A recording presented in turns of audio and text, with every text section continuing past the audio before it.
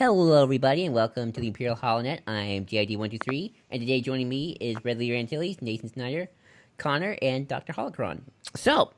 And today we are here to review Solo. Yes, this is the Megapod review of Solo, a Star Wars story. If you want to see a first impressions video, go to Dr. Holocron's channel. Um, Shameless plug. Yes, shameless plug. That's the point of a podcast, people. Okay, so let's begin. Just go round robin, give best thing, worst thing, and then we'll just start us off. I've only seen the movie once again, and I guess it's kind of a testament to this movie, to perhaps a little bit. Although my movie experience is a bit different from you guys because of my condition. Um, so I guess my best thing is just the simplicity of it. I guess just sort of it's a calm. I mean, it's not really calm, but it's just a laid back, no stakes attached, just sort of a fun romp in the Star Wars galaxy, and I give it props for that. I just sort of like, I kind of like that. Like, I don't have to like have a heart attack when I'm going into this, and it feels good. Worst thing, it's a little quickly paced sometimes. I think sometimes the emotional drama doesn't necessarily click for me as much as I would like it to. Especially for in terms of a Star Wars and have that Star Wars oomph. So yeah, that's probably my worst thing. Let's go with Nathan. How about you? You go next. Best thing, worst thing, and how many times have you seen it if you want? Um, I've only seen the movie about once at this point. Overall, like general opinion, it's mostly fine. It's pretty enjoyable. I had fun. I had fun a little bit. Best thing would be probably Donald Glover as Lando. I thought he was fantastic and well done. Worst thing, kind of felt like the pacing was very uneven at times and kind of dragged a little in parts. Yeah. Red. You good? Did good, Nathan? Okay. Red, you go next. Yeah, my best thing probably is, and by the way, Nate, there's background noise on your mic, so can you mute that when you're not talking? Okay. No problem, thanks. Best thing, like Joel was saying, just the kind of lack of stakes. I really like the fact that this kind of just felt like, even a little bit more than Rogue One, like you were just kind of in the Star Wars universe, interacting with it in a natural way. And I don't know if I'd say this is necessarily a great story, and plot-wise, I think it has some problems, but just from a like experience standpoint, it works, if nothing else. And worst thing, I guess in terms of worst thing, I'd have to say, I think we kind of don't let certain deaths have as much weight as they should. Like Val and Rio kind of just get forgotten by the time we get to the second act, and to some extent, I even kind of forgot about the Cloud Riders again in that second act. Like it's not bad, but it's funny. Kind of the stuff that takes place on the Falcon is maybe the least interesting until the last like 4 minutes of the Kessel Run. And so I guess that would be my thing. There was some disconnect in places, even more than like people said that with Rogue One, but I didn't really feel it. But I definitely did here. Okay. Doc. Next. Best thing, worst thing. So my best thing about this movie is that, and I said this during our first impressions video we did on my channel. To me, this feels like a Star Wars movie written by James Luceno, just because there's so many references and connections to other Star Wars things that some of which I completely forgotten about or just didn't straight up didn't know about. And I think that's really impressive. And I can see that there's a lot of reverence in this movie for Star Wars overall. I think you can tell that the Kazdans definitely know their stuff. And I think this movie does have a lot of reverence for the Star Wars universe. And I think it works really well in that regard. My worst thing is probably, I do have to agree with Red on this. While I do think the dramatic moments work for the most part, there are some that I think we could have spent a little more time on and like maybe let it affect the characters a little bit more than it did. But Yeah, that's my major thing. There are other smaller things with like pacing and stuff that we can get into, but Okay, that's pretty much my best thing, worst thing. okay, Connor, you were last. Go for it. Best thing, worst Um, thing. I don't really like this movie. I don't think it's bad, um, but I find this movie exceptionally mediocre. Fair. I and I don't think that's necessarily because it's a smaller scale, like lower stakes movie. I think like you can make a great movie out of that. Mhm. Like Baby Driver is my second favorite movie of last year, and that is a very similar in style movie as this. I think It is my favorite. it's so good. I've seen it Yep. so many times. That is a great party movie, by the way. If you're going to a party and hey, what are we watching? Put on Baby Driver. Everyone will like it. So Hmm. but there's a I've seen this movie twice now. The first time I watched this, leaving the theater, I was like pissed off. Like I was livid. I was very angry because of a very specific thing that happens at the end. Um, but that's kind of weird because I think the movie kind of gets better in its third act, and then the big last reveal happens, and it puts a big wet blanket on the whole. It put a big wet blanket on the whole experience for me. Seeing it a second time, I like I kind of like put things into perspective. Like I just think this movie's like a straight five. I think the best thing about this movie are its performances. I think that a lot of, and I found that a bit surprising. I think that Alden Ehrenreich is saddled with a character that it just, I, I don't know. I think young Han Solo just isn't a very good character, but Alden Ehrenreich is doing what he can, and he's given a very difficult task here, which is Han Solo on the page and Harrison Ford's interpretation of that character. Like, where does like Han Solo on the page end, and where does Harrison Ford begin? And where's that line to where you, as an actor, as your own actor, can come in and do your own spin on it? Because, like, that character of Han Solo, played by that actor Harrison Ford, is so intrinsically tied together that it's very. I think he does what he can to try to find that point where he can put his own spin on it. So Einreich is your best thing? Uh, the performances generally are. I think that specifically Paul Bettany and Donald Glover rocked it in this movie, and that's surprising because this is the only time I've ever liked Donald Glover in any movie I've seen him in. And the worst thing about this movie is oh boy, it's Darth Maul, right? Like, oh my god, it's so dumb. Ooh, And that's a debating that's a Yeah, debatable 'cause- point. We'll debate that. Well, let's wait till the end. Let's not do Actually, that I just don't now. understand. I don't understand Actually how like that Maul. can be a debate. It is Wait. so mind-numbingly disrespectful to just general audience members. I don't agree with Well, I the don't agree thi- with that. Horribly Yes. stupid. Anyway, sorry. You're Well, stupid. Okay. the thing is, Okay, at a well, certain point, is every Star Wars film going to be targeted to just the general audience in No, the same way I'm that not even saying. I'm like, I go, okay. I guess I meant general audience, not just accessibility. I mean, to any and all audiences, that is like having people pay $9.50 to watch a fan film. That's what it felt like to me. See, I'm okay alright. with the idea of Maul being in charge of that. For me, it all really relies on. I feel like it undercuts Qi'ra more than anything. But I guess apart from all, like just my general worst thing about it is I think this is a very shallow screenplay that Yeah, has yeah. no Yeah. style to the direction. And Yeah, kind of.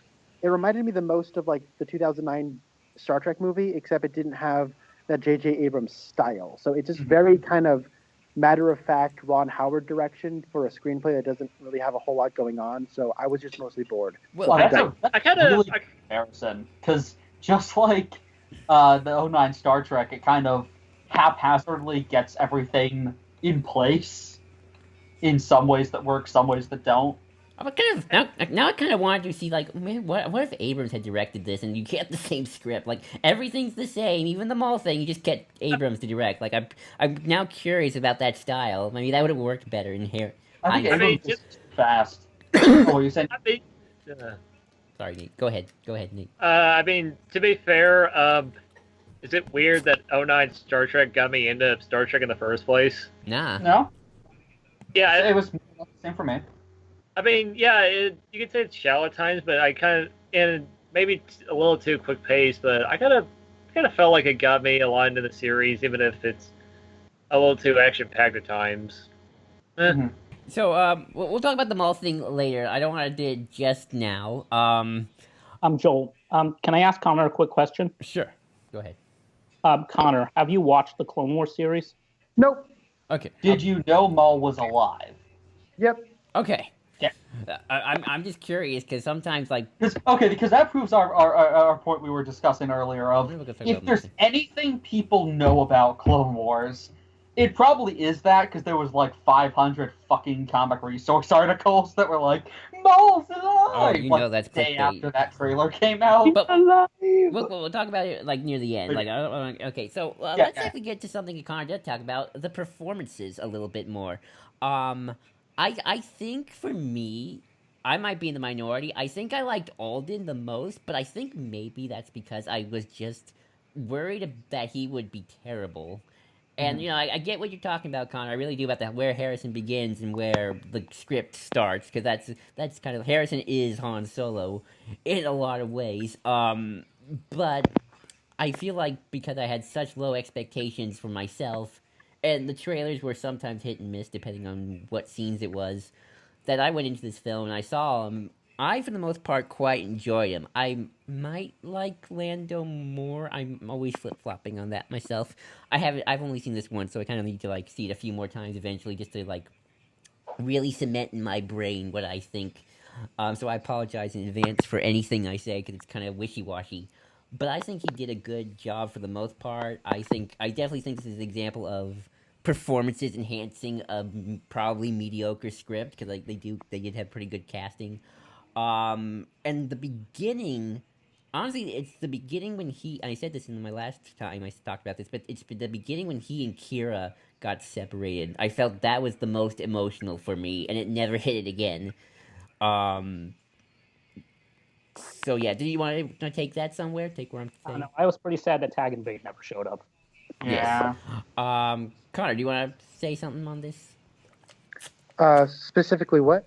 Well, we're talking about just Alden Ehrenreich, and sort of like, I was saying how I think I liked him even more than even Donald Glover, because I guess, like, where does he feel like Harrison? Where does he kind of make the character his own, to a degree? I think that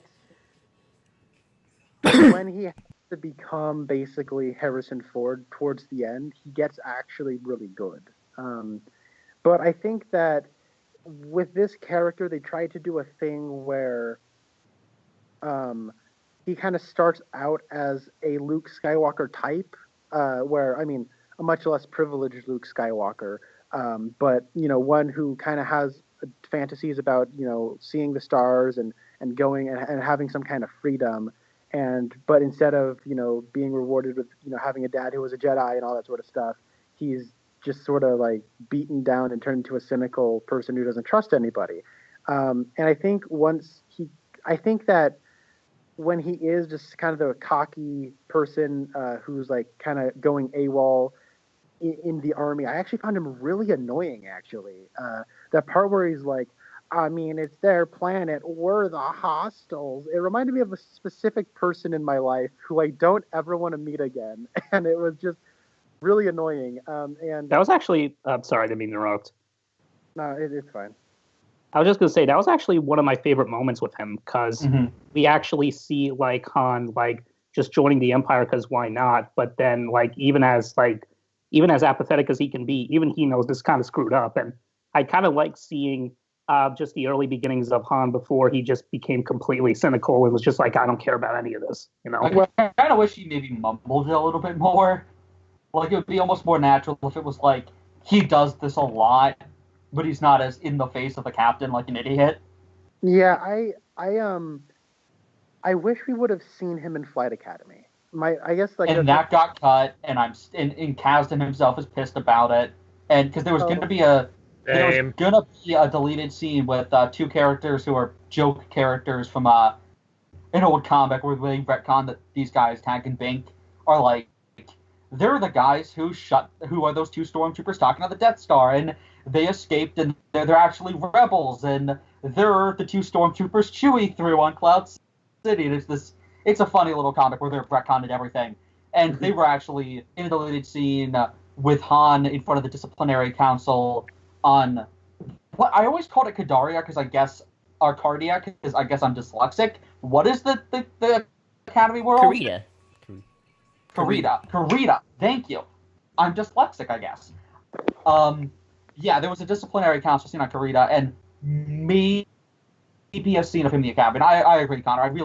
It kind of feels like I'm going to be part of the Academy. Okay, now he's here. And it's cool to kind of transition to now he's in the mud, but there's nothing of where that happens and why, and it just says 3 years later, and that was a little off-putting.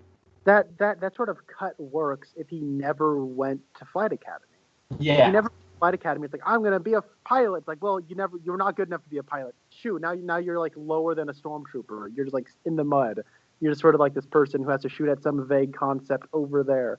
I guess that's one of my biggest issues with this movie's first act is we're just told everything. We don't really see anything. We establish his relationship with his dice better than we establish his relationship with Emilia Clarke. Like they just kind of like there's no downtime. They're like we don't see them have a relationship except for the part where they make out in the cape closet, and that's like the best part of their relationship because they're like you're seeing them do stuff, and instead of like quick, we got to go get to the thing. Quick, haha, remember when we did this when we were young? Ah, yes, I remember this. Quick, let's get Art of the call. It's always the fun. I don't know. I feel the stuff with Chewie, like I don't really have one feeling about it one way or the other. It just sort of felt obligatory to me where it's Han Solo, you know Chewbacca, Han and Chewie know each other. So they actually met. I don't know. It just sort of felt like how can we quickly introduce Chewbacca into this because this is a go thing. It's just like quickly throw them into a thing so we can find Chewie and then they can break out together and hijinks ensue. Would you have liked it if when we cut, Han and Chewie were already kind of together? Sure. Yeah. Why not? That's one thing that because in the original young Han Solo trilogy of novels, the writer A.C. Crispin wanted to do the Chewie scene, but because they wanted to maybe put it in somewhere else, they didn't let him. And so he kind of just shows up in the second book like a week after Han defects and runs off with Chewie. And Chewie kind of hates him but has the like that. And even though that happened because of editorial mandates, I kind of like that idea to an extent. Like, here's Chewie and he's with Han and they're kind of begrudging friends already instead of going through the obligatory thing. Deadpoolzilla, since you joined us, what do you think of how Han met Chewie in this movie compared to how he originally met him in the comics? I had no real problem with it because I knew it was one of those things that was going to happen. But at least they kept the Imperial stuff in there. Is all I'm saying. Yeah, that was some good stuff. Let's see. I guess now can we translate to the romantic couple of the movie, the true romantic couple, L3 and Lando, the OTP. Don't you mean Han and the Falcon? Oh well, that is. It's a love triangle, I guess now. Maybe somewhat square. Maybe a square. Okay, so I'm going to ask you guys this question. So the Kazdans were kind of put on the spot about Lando's sexual orientation. And they just sort of were like, yeah, I mean, I guess he could be pansexual. Why not? And then it's like, and then people are like, oh, L3 is a possible way that Lando can be pansexual. It's like, yeah, but this droid identifies as female, right? It's not exactly pansexual, is it? Well, it's more homosexual, wouldn't it be? I mean, did you just make a pun? No. Oh. Okay. Look, I'm dealing with a head cold. I'm not in the mood for puns, so. Oh, well, it's very cool to see you, Deadpoolzilla. Oh my god. I'm gonna murder someone. Don't antagonize it. Yep. But yeah, I mean, it is still a different type of life form, and so it's kind of like, wouldn't pansexual include aliens then? Well, if it's gender identity that you're attracted to, and it's a female droid that apparently has female parts. Well, male parts, actually. What? It had the saw. Oh, I don't know how that's a male part, but okay. I mean, it's the closest it has to genitals. So did they connect with like power cords or something? I'm sure. I mean, like it doesn't have to be a physical thing. I get. Here's a question. I think you guys. Says Sorry. it can work. She says it can work. Can Well, I just? yeah, but they don't have to be able to reproduce or anything for that to work. I mean, dude, real dolls are a thing. Oh boy. We already have this bullshit. I'm not talking about reproduction. I'm just talking about where someone's sticking another thing. Yes, That's my real joke. dolls are a thing. Yeah. So what you're saying is you just want a scene to clarify if Lando stuck his outlet in the exhaust port. That's kind of Yes. my joke. She specifically That was says Connor's it biggest can problem with this happen. movie. I'm thinking. Oh man, we're like this is embarrassing. I'm sorry, guys. No, no. Well, I actually do have a little bit more of a. We all have questions, Connor. Yeah, I actually do have a philosophical question. Are there any negative consequences or just thoughts about the fact that L3 is now trapped in the Falcon's computer? Is there, like- It kind of It's ties an- into that. It kind of ties into that one line in Empire of what was it? 3PO mentioned something about mind of its own, or whatever. That's what I was about to say. Where Yeah, it's it like, has a very peculiar vocabulary. which I'm now just kind of imagining it just said a bunch of f-bombs to 3PO when he jacked in. I've been in this No freaking protection. been in this freaking computer for the last 20 something years. Almost like Mass I don't- Effect with what's her name? Cortana. Cortana is Halo, dude. Yeah, I'm talking about- Edie. Yeah, I was talking about. Yeah, that's it. Mass Effect. Yeah. Yeah. Her. Fuck. I'm always thinking more of the TARDIS at this point now. Yeah, that too. Yeah, what was I saying? Oh, I was curious, like, L3 didn't ask to be put in the Falcon computer. Like, would she prefer to die of just her own mechanical will? I mean, you have to wonder how much sentience is entirely carried over. I mean, there is definitely an AI, but we always have to question, the computer being different from a synthetic being. Like, there's a line in the Last Jedi novelization where Poe is telling BB-8 that they really need to fix the navigational computer on his X-wing because it's beginning to get a mind of its own to an extent, and like going against his ideas. And so you wonder, would that be the same thing as, say, wiping BB-8's personality, or is it different because it's, just a computer, and so it's just like a computer program kind of adapting to the situation, but not necessarily being alive. And even if A3 carries over a bit of personality or vocabulary, is she technically self-aware while in the computer, or is it just mostly like how, say, Siri functions? Just if Siri had a more vulgar vocabulary carried over from L3. Okay, like, I was just curious, because the toxicity of the internet once again found my way when somebody was quite happy with the fact that Han Solo every now and then had to give the Falcon a good beating. Wow. Oh god, yeah. That was on an Underworld thing they were talking about it, and Chris said the same thing. He was like, wow. Dominic's like, yeah. Like, I do like What the is fact wrong with that you, Joel?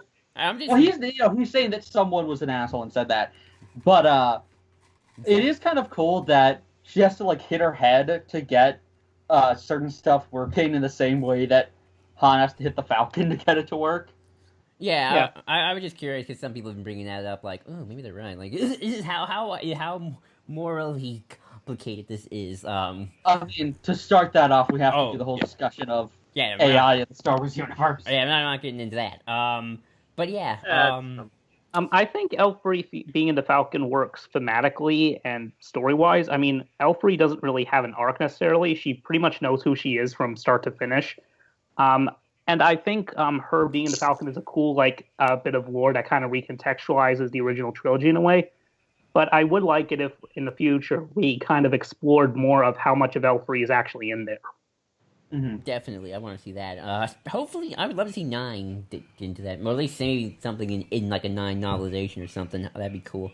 Let's see. You never know. I mean, Billy D. Williams is still working, and I mean, I don't know. He could come back still. Yeah, It is really cool that they have the specific sound only come on when L3 gets installed. Yeah. Nice. I don't know, guys. Oh, there's a frog in my throat. 1 second. There we go. Okay, so I don't know. I was anyone else like really annoyed by L3? Like, No, I love Christine? I know a lot of people. I mean, she's supposed to be annoying, I guess, is the thing, in the same way 3PO is. Like, I don't know. 3PO is funny though because like everyone just kind of like doesn't care Shits on about him. and he's just like so not caring. I don't know, but like He's essentially like if we were comparing Jackass characters, he would be the Danger Aaron of the group. yeah, that went he's from my like, head. he reminds me like I don't know. He's sort of like he's kind of complacent where he's like, yep, this is my lot in life. I was made to suffer. So when it comes to L3 though, it's like I don't buy that this character would ever like work with a human. I can buy it. I can see ow. it. Also, all she does is complain about like, give me some equal rights. Like, Oh god, that line! Oh man, that line I had to do a double take. It's just like, what do you want? Equal rights? I was like, what? Every time she opens up her mouth, she's like, "Don't exploit me. I'm a person too," and she's just sort of like doing this, and it's like, so clearly Lando barely sees you as anything more than property. Well, I disagree. I disagree with that. I would go that. Yeah, I would He go that. does seem like Let he me pays finish her. my thought. Let me finish my thought. Okay. She seems to think that Lando thinks of him, thinks of her as property, and like she's just very angry. She's always like interacting with people that she doesn't want to be with. It's like I don't buy that this droid isn't independent and doesn't at least have her own crew of other droids. Like that's what she is such an Well, as it turns out, I'll say. It's like one of those things where it's like, why are you even here? If all you're doing is complaining about things, like why are you here? And like I just found her obnoxious. And Well, I'll say I know this. halfway died. yeah, hold on. We don't hear his dialogue, but I mean, most of what Chewie does is just complain about Han's bullshit. Yeah. It's a complicated relationship. I feel like with L3, it doesn't bug her as much as she lets on. It's kind of just she likes toying with people. Like, I don't think she actually thinks at all that Lando doesn't think of her as an equal. She just likes to push that button. That's the way I read it. I'll say this, Connor, to your point. I think it can be at times, a little too on the nose. Don't get me wrong, I love equal rights too, but it's like, when you just say that, it's like, Star Wars is getting a little too real. I know Star Wars is political and all that, but it's like, that goes all the way back to the original trilogy, though, with the we don't serve their kind here. that's a good point. That's a good. Like, and she yeah, even says true. that. She yeah, this quotes is kind that, of subtle compared to that. I think the idea of a droid who has sentience and is all about like liberating the droid kind, I think that is a potentially really funny idea that could work. But I just felt it was laid on far too thick in this movie. That's I fair. think L3 as a purely comedic character. She has comedic moments, definitely, but I think we definitely see like what she means and like what she's fighting for in a lot of ways. And Yeah. I think what helps is the fact that we've never really, well, I mean, kind of here and there in the EU, here and there, but we've never had a straight up like droid like revolutionary type character like straight up before, at least not to my knowledge. I think the closest thing I can think of is like that short story with IG-88 where he like took over the Death Star or something. No, he wasn't it the Executor? The It executive. was the Death Star. It was the Death Oh Star. no, it is the Death Star. You're right. But he takes over. IG-88 falls in love with the Executor and then takes over the Death Star. It's The EU so was his- It's It's romantic. hysterical. It's very romantic. I really like that idea. I really like that idea though that a droid would like hook its AI into a ship and fall in love with it. That's weird, but it just feels kind of like something Douglas Adams would do. It's actually That does sound like something he would write. That's actually a Buzz Lightyear Star Command episode, I think. Oh yeah, I forgot about that. I mean, when you think about it, yeah. But hold on, I have a thing to reply to Doc. I mean, I feel like though every scene L3 is in is comedic. Like, I wouldn't say I think she is like 90% a comedic character until her death scene. And that actually is one of my kind of problems. I actually really like all her droids right stuff, but that kind of does get swept away at a certain point and interrupted with comedic stuff. I thought her introduction scene with the droid fight was semi-serious for the most part. I mean, you see those droids like just ripping each other to shreds, and like, you know, she has a point. Like, I guess we keep basically doing focusing on with droids. Sure, but I mean, the scene is more focusing on Han and Qi'ra's reactions. Yeah, but more so. Yeah, I know, but underlying is not focus. Yeah, I think so. Oh, sorry, Connor, go ahead. I think that what they end up doing with L3 is almost counterintuitive to her character. Like, there's an overall theme going on here of freedom, and like she's demanding freedom for droids, and then what do? They basically lock her in a prison called the Millennium Falcon that's at the will of Han Solo. Joel was just asking about that. I think the way it came off to me was more like they hooked up her computer and everything, not necessarily the personality. Yeah, they exploited her, right? They took away, like, hey, we only want her for her mapping systems. They grabbed her mapping systems. And I wouldn't say that. The way I see it is, and not to mention the Falcon has AI already. It has 2 in there already because it has 3 by the time of the original trilogy. And so the Falcon is already more or less alive.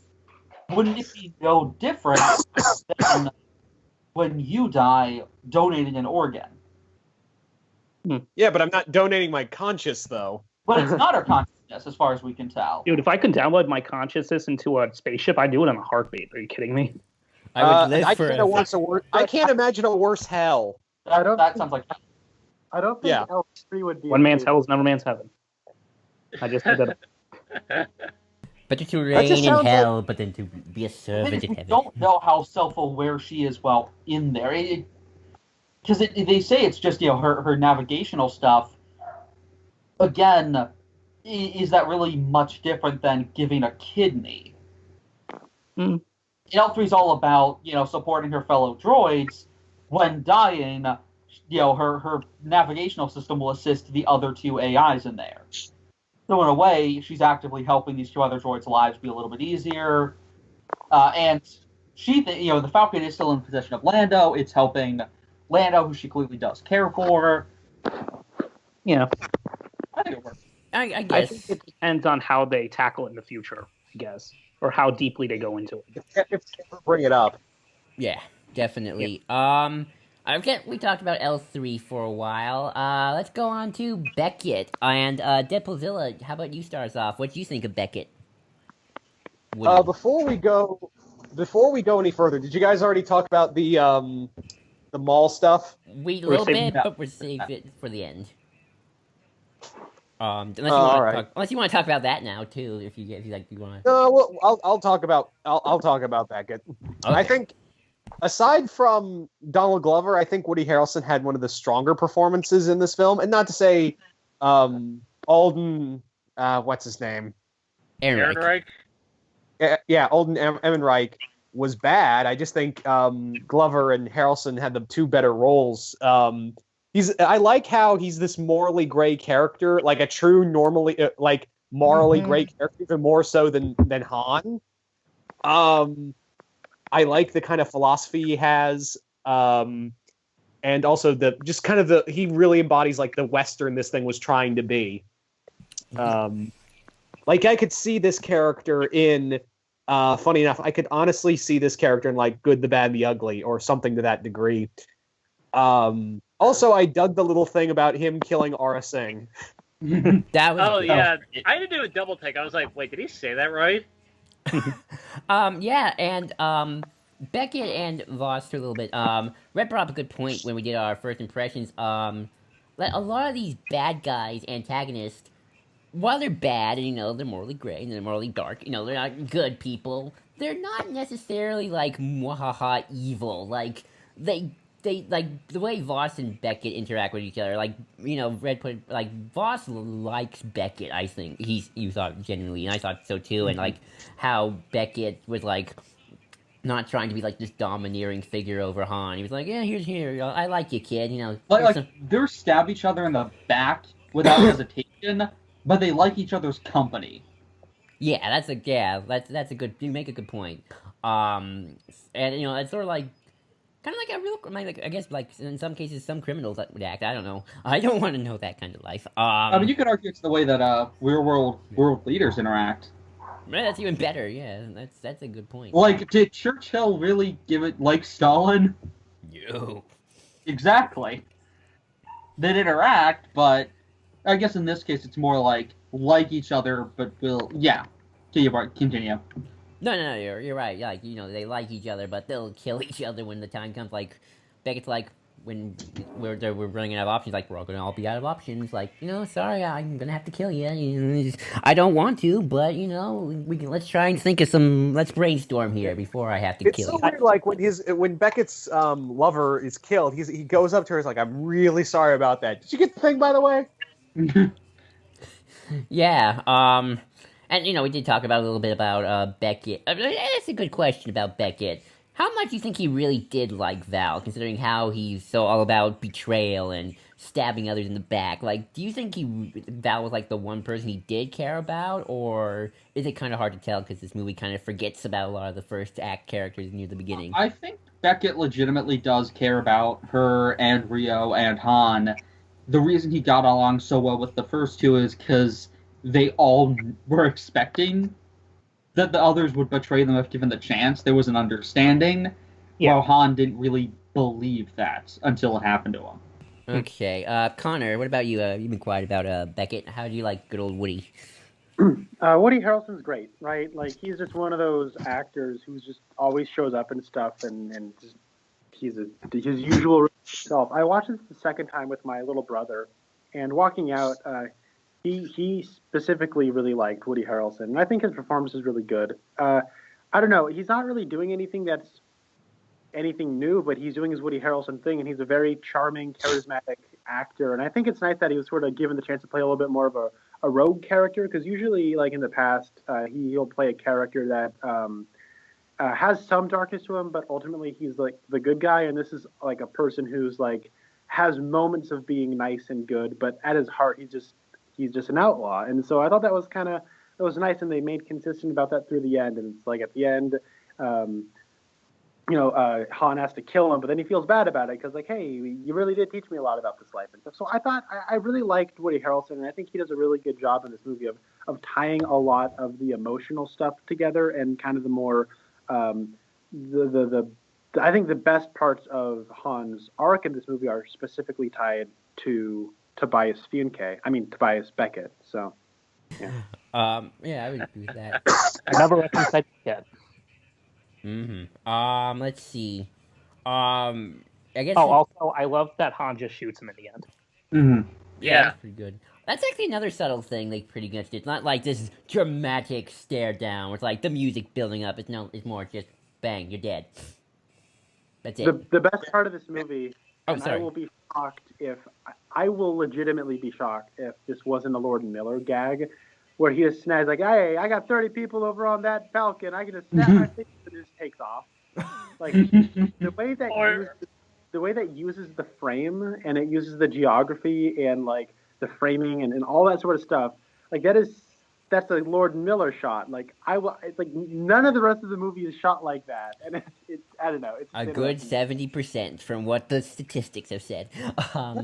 Or if he snapped his finger, something bad happens. Oh, Deppalil, what are you trying to say? Oh.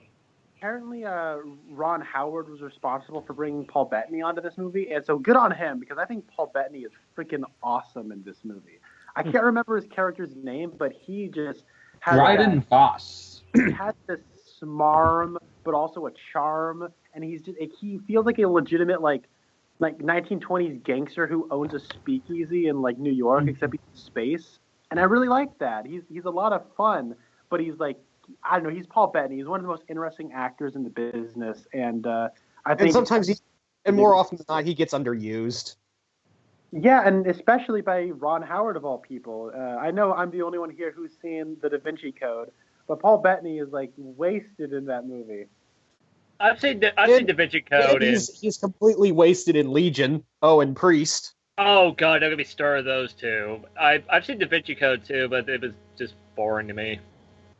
Oh my god, those Da Vinci Code movies. Like I think Ron Howard can be a decent director, but like I think his biggest struggles as a director are when he does action movies, or more specifically chase movies that are in a Steven Spielberg vein. And I think this kind of falls into that category where it's just go, go, go, quick, we got to get to the thing because this person's chasing us and they'll get to the thing first. And it's like, I think he works better when he's just making movies about events and characters that kind of are in this event together.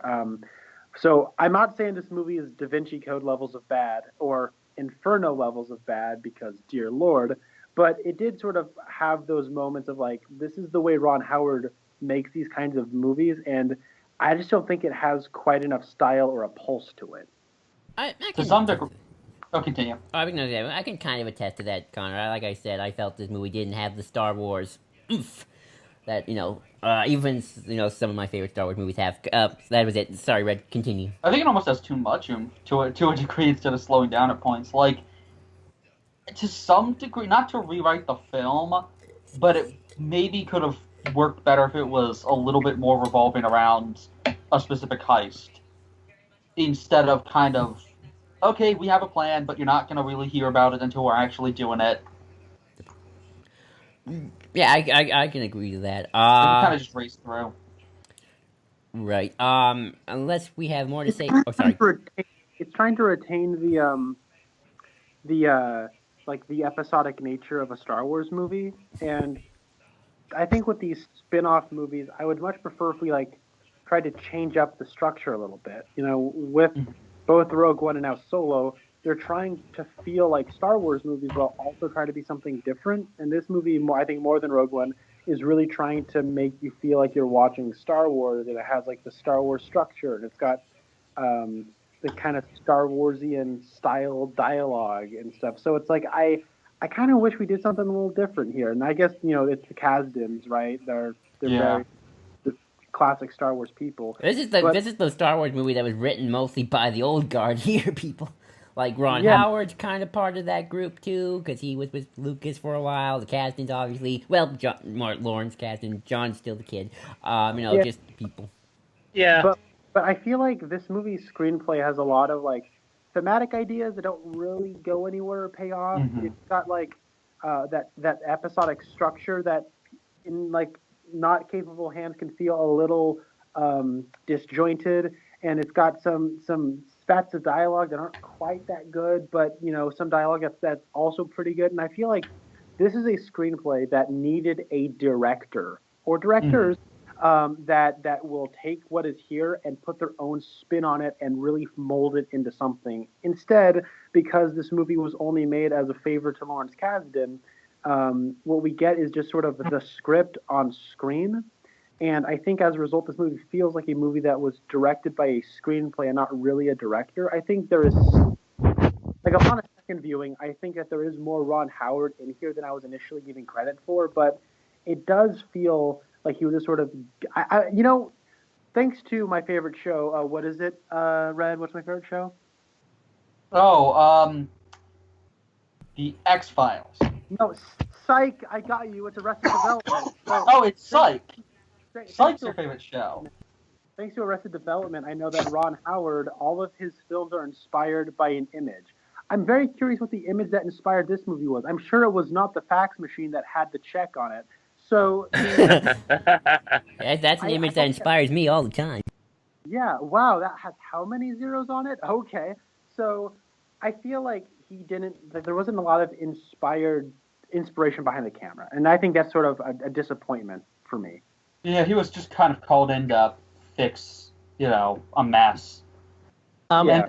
And this goes back to the thing Connor and I have talked about a lot, which is the anthology film should really be the big risks, but instead it's been the opposite, where the saga films, very hands-off anthologies, super specific plan, and I really wish it was the opposite. And here's hoping that the Ryan trilogy and the Game of Thrones guys, whatever the fuck many films those are going to be, really get to just do their own thing. And Call me Boba anarchist. Fett film, hopefully.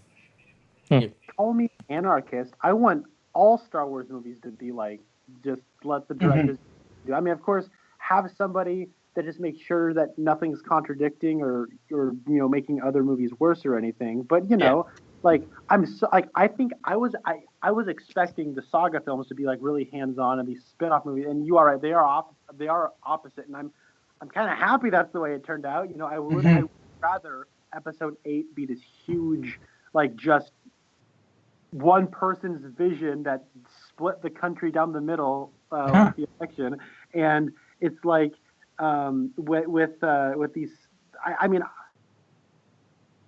we do now, but I think Connor. Sorry, Connor. Continue. I do wish these spin-off movies were also like the saga films. I think Connor, the biggest problem has been, and maybe Boba Fett will fix this if the rumors are true.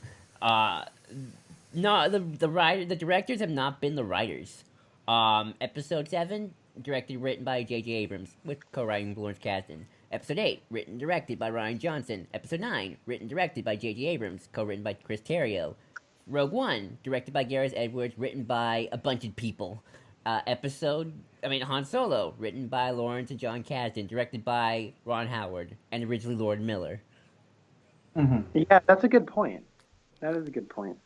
It's like there's a specific vision from high up that they want to go with, and then from there they pick. And that's kind of what I'm hoping with the Ryan Johnson trilogy and whatnot, because those seem to be the directors make the pitch in those cases. Like, it's a blank check. Yins, do whatever the fuck you want. Here's a blank check, as opposed to we are making such and such. That's why I'm not the biggest fan of saying we're gonna make the Boba film, the Han film, the Obi-Wan film. Instead, I started to care about Solo when it was the noir heist movie starring Han Solo, or the Western starring Obi-Wan. If it is a Western, we don't even know. Yeah, like it's just something with an actual specific direction as opposed to such and such character, such and such general, on high directive. Although I will say, Boba Fett, directed by James Mangold, does pique my interest. I won't deny that. But it's the guy who directed Logan, so, and the Wolverine, not the good one, So let's put that in perspective. Okay, let's see. We talked about we talked a little about Voss. Could I just make one point? Sure. I understand what you guys are saying, that this movie could have had. I think this movie has a good enough spin on it. It's not tonally and style wise, it's not as distinct as Last Jedi. Definitely not as distinct as that. Like, Last Jedi was so unique and so its own thing. And this, compared to that, is a lot less stylized and a lot less one person's vision, but I think it has enough of its own thing going on. I understand what you guys mean by it's not having like the most thematic depth for like complexity and stuff. But personally, I'm okay with that. Like, I personally didn't need another mind-blowing Star Wars movie right after Last Jedi. I kind of like that we just kind of get like kind of a good Star Wars movie to just like kind of hold us over. Like, it kind of feels like a breather in a way. No, and I completely understand that. My reservations, and you know what, that's what I was kind of wanting out of it too. My reservations just sort of stem from it. I think that what thematic stuff is here is just sort of middling and just kind of there. It doesn't really go anywhere, and so it kind of the question of why did you even bring it up? And I think that when you get into like, okay, the screenplay, not that special, but also from a director level, it's just nothing special. So then you're thinking, well, if you're just shooting script, that script better be better. And so it's like, it's almost like they pulled their punches on both fronts, and that's where a lot of my frustrations come from. It's almost like an unnecessary garnish, and it's almost more jarring because it's just unnecessary, not because it's bad. Like, it's like, okay, it's there. There is technically themes, but there's no passion to them, and so it almost becomes... It sticks out. Yeah, and I think that... oh boy, this is going to tie into my John Campea rage, but I think thanks to John Campea, this whole notion of, like, there's a binary where it's like a movie can either be necessary or unnecessary. There's no in between. It's like I think that a movie can be neither necessary nor unnecessary. Like, I don't know. Mm-hmm. And I think that I'm just more concerned with it being good, honestly. What's that? I'm not really concerned with it being necessary as long as it's good, personally. That's a good, yeah, and I agree with that sentiment. It's like, I actually found this movie to be unnecessary, but if it's unnecessary and still good, then it doesn't even matter if it was unnecessary to begin with. And I feel like with these, like, Star Wars movies, it's like, I didn't think Episode 7 was necessary. You know what I mean? Mm-hmm. But I didn't think it was unnecessary either. But because Episode 7 exists, that makes Episode 8 necessary, because without it, Episode 7 is just like a movie that has a cliffhanger, and then it's just like, all right, that's Star Wars, ladies and gentlemen. Well, you know what? Rogue One is unnecessary. It's just explaining the first paragraph of the opening crawl that no one necessarily needed answered, and yet that's the thing that sold me on the new canon, and on and off is my favorite Star Wars film. I'll give you a better one. Empire Strikes Back is not necessary, people. Like, nobody needs... Like, after watching New Hope, do you need to know what happens next? Not really. Mm-hmm. Yeah, plus every Star... Well, also with Episode 7, I was not looking forward to it at all until I saw some stuff. Then I saw it, and I love it ever since. It made me fall in love with Star Wars again, to be honest. It's like my second favorite of the series. Yeah. Yep, I could agree to that. Well, what do you mean about the falling in love with Star Wars again? I don't think it's my second favorite, but I'm not going to do ranks here. But yeah, I definitely agree with these sentiments. It's like, I just wait to see the movie and see, like, it's good, not like, no movie necessarily needs to be made. That's a debate for another day, but hey, if it's good, I like it. Let's see, what else have we not talked... Oh, sorry, Red. There's, I have the next segue. Sure. So, speaking of crawls, what did you guys think of the... I was Okay, let's go. Single file. We're sand people. Connor, go. I mean, Why didn't you just answer? I don't. Exactly. Thank you. It's already 3 paragraphs. It ends on 4 dot ellipsis. It's like I don't get it. Like I don't know. Like it almost feels like it's going out of its way to be different, but they also want to establish this stuff, and it's like I don't know. It was just sort of like a weird choice to me. I don't know. Whatever. I don't know. I can live with it, but it was just like right out of the gate. I was like, "What? This is the okay." I can't live with it. But I will say, when Lady Proxima showed up and it was like a carryover from the set of Dune, that made me happy. So. Deadpoolzilla, you go next. The crawl, the non-existent crawl. The moment that thing showed up, I was like, "Oh, don't do this! No, stop! This is not good. I'm gonna give one positive. I'm gonna give one positive. I like the music, and that was it. Okay, I like the title card. It's better than the Rogue One title card. Oh, big time. Yeah, but still, like, It's not saying much, but it's because the opening of Rogue One is my only problem. Is my only like serious problem with that film.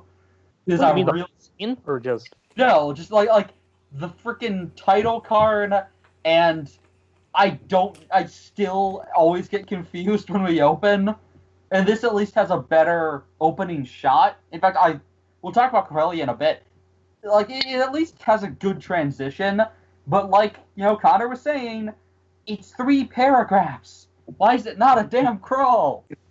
It is a crawl. It's just in 3 screenshots. So when it comes, okay, here's a weird formatting thing that kind of like blew wind up my skirt.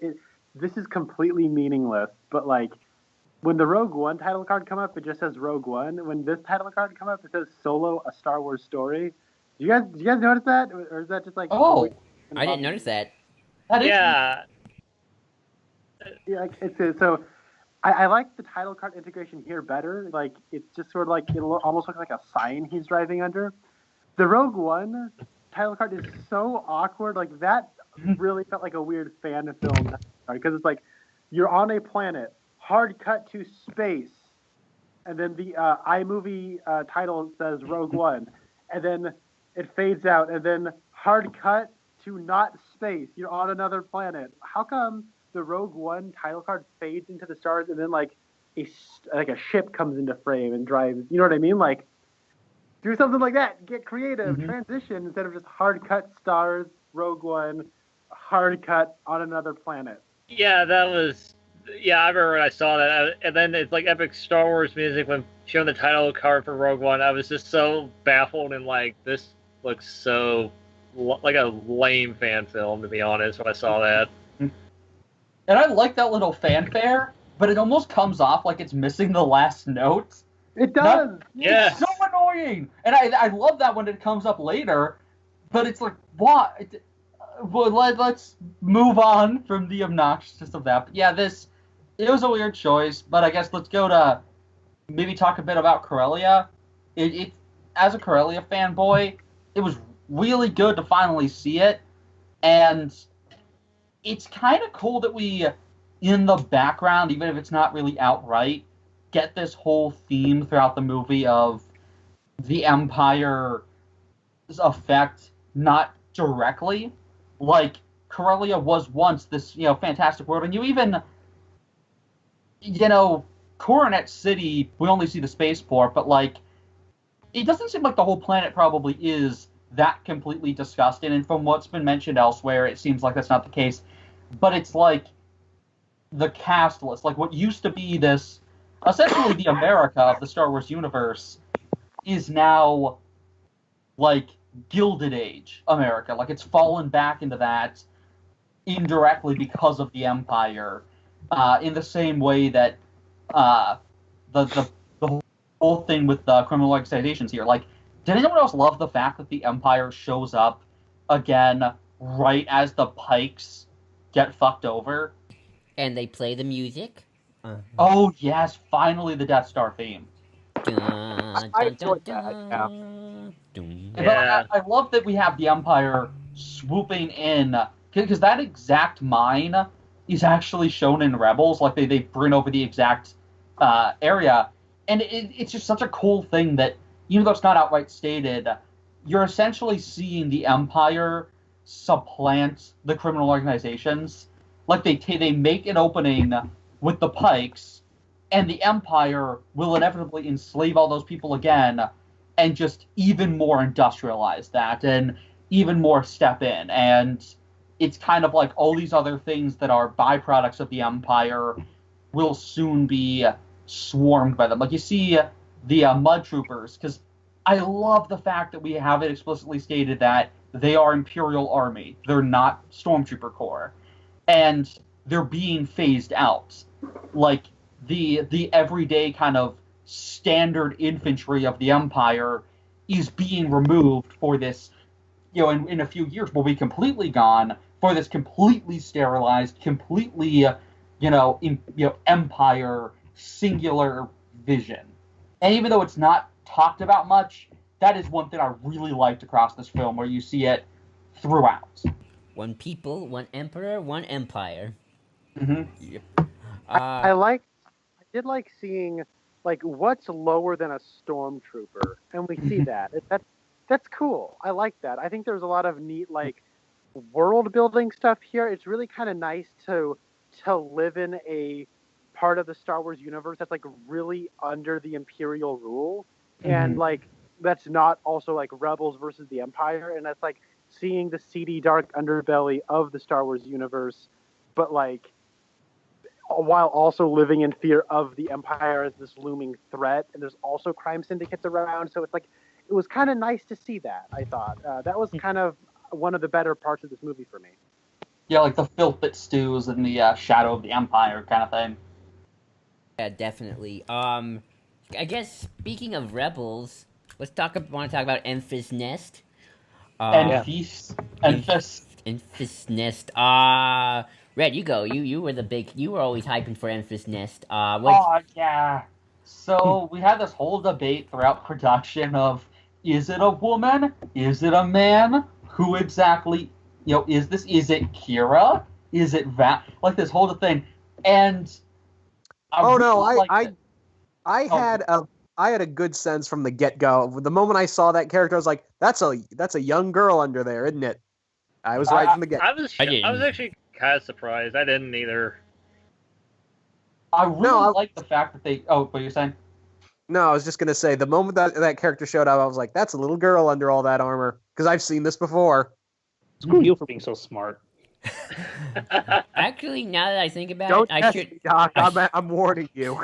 You know what? Actually, now that you say that, DPZ, I kind of agree that you might be right. I think I've seen this in some animes or something. I've seen this before somewhere. I've seen this since Princess Mononoke. All right. Oh yeah, same thing. Okay, So- that's probably where I've seen it. The whole Enfys Nest thing, it was weird because like, oh man, okay. So Enfys Nest has one of the coolest character designs in like a Star Wars movie that I can think of recently. I think her getup is really cool. I don't know, Bill. I really resist the whole like Han Solo really helps establish the rebellion that he's not. Yes, gonna that was annoying. That was obnoxious. But just you wait. It's like he's had his. So basically, in this movie, he has his character-defining act 10 years before it actually happens in A New Hope. So it's like, come on. Like, that's like one of those things where it's like, well, in A New Hope, why does he come back and save the day? Well, it's because he already did it 10 years ago. And it's like, come on. Like, that was frustrating to me. I mean, and I think that, like, when Enfys Nest, like, was like, hey, when he was walking on the beach, I'm like, please don't stop him and go, my name is Mon Mothma. My name is not really Enfys Nest. I was so glad that they didn't end up doing that, but I was half expecting them to, because that felt like it would fit right in line. I mean, like, intellectually, I understand that Han can and obviously will become a completely cynical asshole like Beckett. But, like I get that he has 10 years to become the guy we see in A New Hope. But I still feel like they really shouldn't have telegraphed, you're a good guy to me. Because the way I've always seen it is, Lando is a legit good guy who kind of just, he is a bit of an ass and full of himself. But his heart's in the right place. Han, I've always felt, is legitimately an asshole who has to become a good person. I resist how heavily we telegraph, oh, he's a good guy, he just won't join them. And like, yeah, in the next 10 years, he'll become that asshole. Set it up a little bit more. He does nothing shady. Anytime he does kills anyone, like when he kills Beckett, it's completely in self-defense. Going in, one thing that I know, not to rewrite the film, but I kind of had this idea in my head of, Han would betray Beckett, thinking Beckett was betraying him, and be wrong, and get Beckett killed by accident or something like that. Like, Han takes that lesson to heart of, you can't trust anyone, and have him do something completely dickish. And instead, everyone else betrays him, but he's the saints in the middle of it. Like, would the guy we meet in A New Hope really, give away all of their fuel that readily? And like, yeah, he has 10 more years to get there. We have no direct plan for a sequel, so this is where we leave him in film, and may continue to leave him in film. And it doesn't feel like there's an arc for him. That's, I think, probably the inherent risk of making a Han Solo movie. Mm-hmm. Baby Han Solo. Han Solo. I love it. But anyway, you have to end him with an asshole, and yeah, they kind of resisted that. But anyway, to get away from that and just talk about Enfys Nest herself, I thought she was probably one of the cooler characters in the movie. Personally, I really liked her whole thing with the Marauders and like how they're like fighting against the crime syndicates, and I also like that we have what's the term? Is it biracial? What do you mean? She's the actress who plays Enfys Nest is biracial.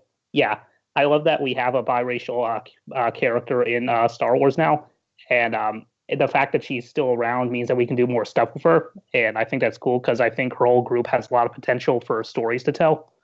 Mm-hmm. I love her theme. I've been listening to it just separately. It's like it's amazing. Enfys Nest is the name of the character? I thought it was the name of the group. No, they're the that's Cloud Riders. Yeah, pretty much. Yeah, is I that- thought is it that a was- name- I thought it was the name of the group too, and then I saw it a second time. I'm like, oh, okay. I kind of figured out it was the person a little bit about halfway in. And it was like, oh, okay. No, actually, to be fair, Double Enfys Nest is a title. I don't know if that's their actual birth name. I was going to ask that. Yeah, do we know what that? That's why I was half expecting. So her it's to so get it's like the Red Hood.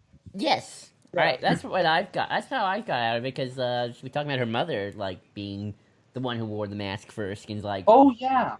So I just kind of assumed it was like Enfys Nest is a title, or maybe her mother's name was Enfys Nest, who by birth, I don't know, but clearly it's a passing down thing. And I really like the fact that we just get this hodgepodge of completely different costumes, and we get legacy aliens. We got a Rhodian in there shooting people up, and it's like, yes, and they're kind of Davis, what? and we got Warwick Davis. Yeah, playing his character from Phantom Menace, Yeah. which is Literally. great. And just they were really cool, and it's nice to see proto rebels, and they're not exactly part of the Alliance. Though I have to ask, how do they get from planet to planet? In fact, how does Han get anywhere at the end? They ride the clouds. If they have like a ship that carries their speeders, why is Han walking the other way? The Falcon's gone. Maybe Han got lucky and another ship just happened to mosey on by. My headcanon is that they get like 3 miles away and realize they're going nowhere and have to come back and be like, can we have a ride? Enfys Nest, way! When I was just waving him down. Then shoot a flare. Help! Oh yeah, that's great. That's actually I thought about that too. Because I'm like, where are you going? Lando left. Pretty much. And then halfway there, he's like, shit. Oh, and someone actually does say shit in this movie. Yeah. Yeah. And we have a weird shower scene, awkward shower scene. Our first awkward shower scene in Star Wars. That's why Rebels made the refresher scene canon. Yep. We had to go through the hell of Wedge's fly so that we could get this. God damn it. It wasn't worth it. Nothing was worth the refresher scene in Rebels, but yeah. It was like seconds, dude. I don't What? remember that scene, to be quite honest, so... It was like 5 seconds, wasn't it? I'm talking about the refresher scene in Rebels. Yeah, that was only like 20 seconds. It was still horrible.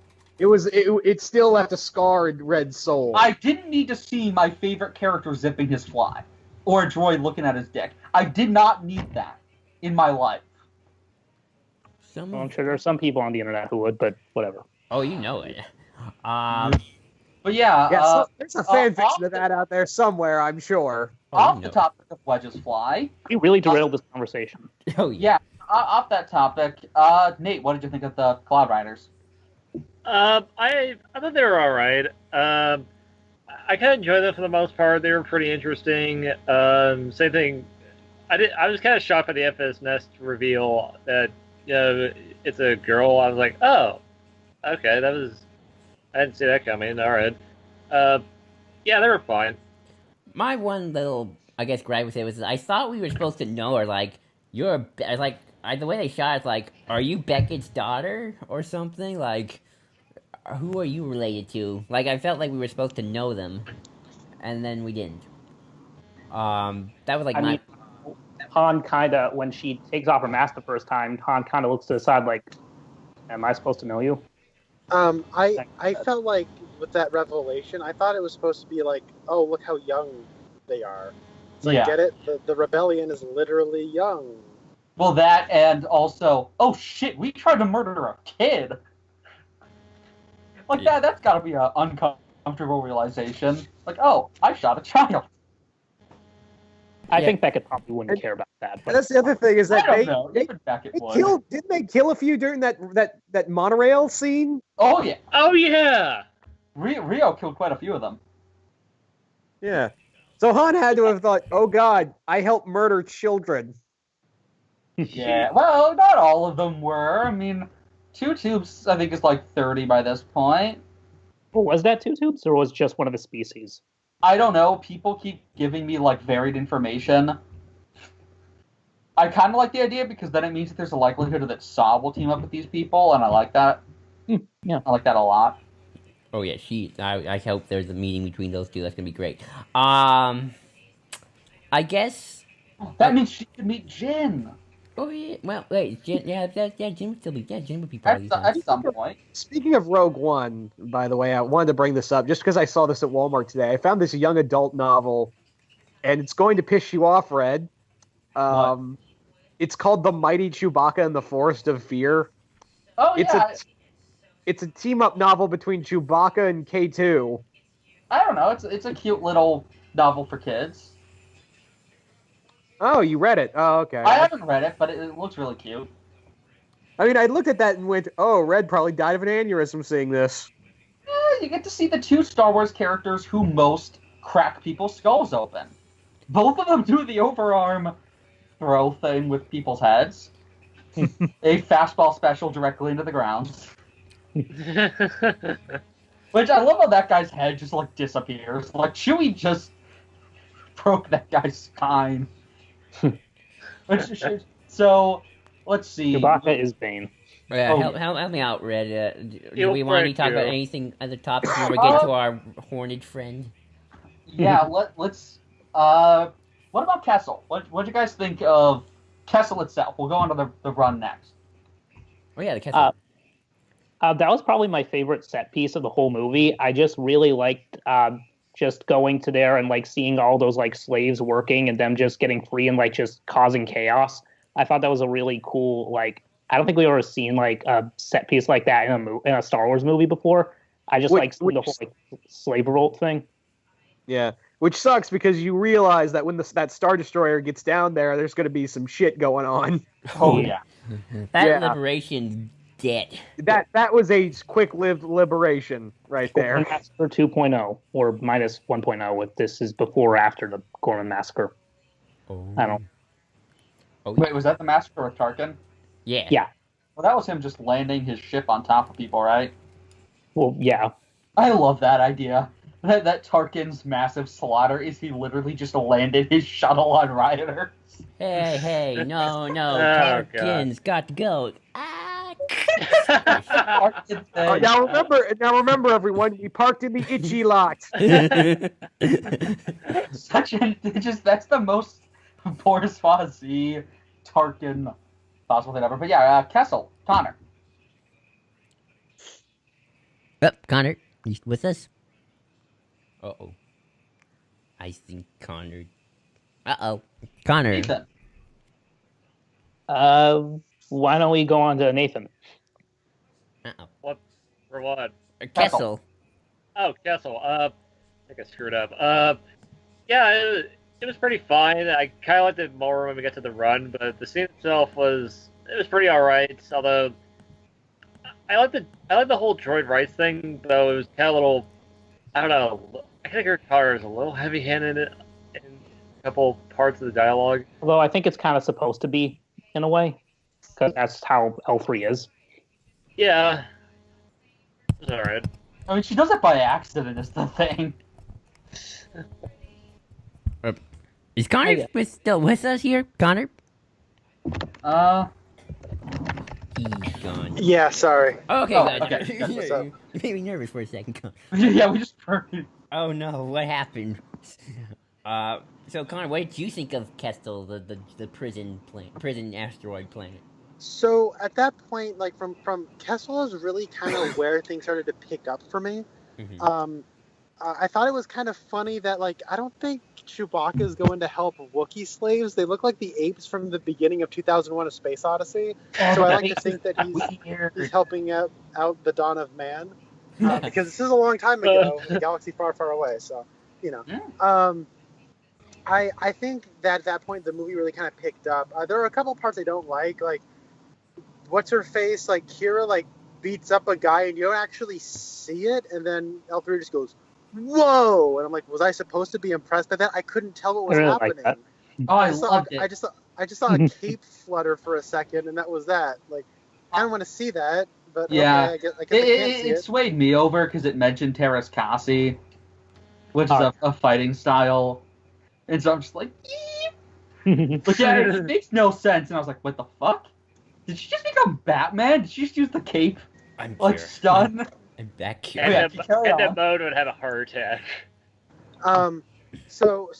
But with Kessel, the thing I really enjoyed is like once the revolution really started beginning, and they're just sort of like at they're trying to get onto the Millennium Falcon. They're sort of like shooting at other people. Like I felt like that's when like there was some really interesting shots there. Like the part where L3 gets ripped in half or something, and then Lando has to run and save her. That's a pretty cool tracking shot of him, kind of that I thought kind of explored the set in a unique way.